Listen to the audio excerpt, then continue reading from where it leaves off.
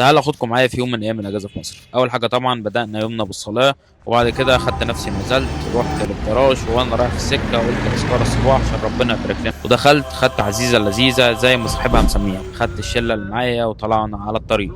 طبعا ما تنساش تشغل قرآن كده عشان ربنا يبارك لك وانت سايق. وبعد ساعة الا ربع تقريبا وصلنا وجهتنا اللي هي كانت كفر الدوار. خدنا بعض الوقت شوية وكان قدامنا لسه شوية وقت، فقلنا ندخل المسجد نريح ونشحن طاقتنا شوية. وبعدين خلصنا وخدنا العربية وطلعنا على الواجهة اللي بعدها. الواجهة اللي بعدها خدت مننا تقريبا نص ساعة أو ساعة إلا ربع برضه، ولكن أهم حاجة وأنت سايق تكون رايق ومشغل قرآن ويعني مش متنشن. والحمد لله وصلنا بسلام للمكان اللي احنا كنا عايزين نروح. 2000 years later. والحمد لله كده خلصنا المشاوير بتاعتنا بره اسكندرية.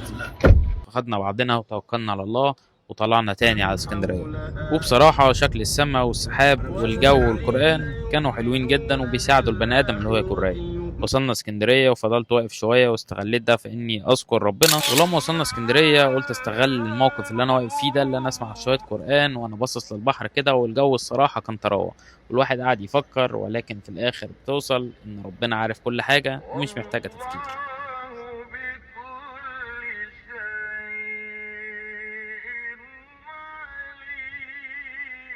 كده صديقي نكون خلصنا اليوم. لو عجبك الفيديو ما تنساش تعمل لي لايك للفيديو، سبسكرايب للقناة وتصلي على النبي. اشوفكم فيديو جديد. كان معكم محمد ابو عيسى وام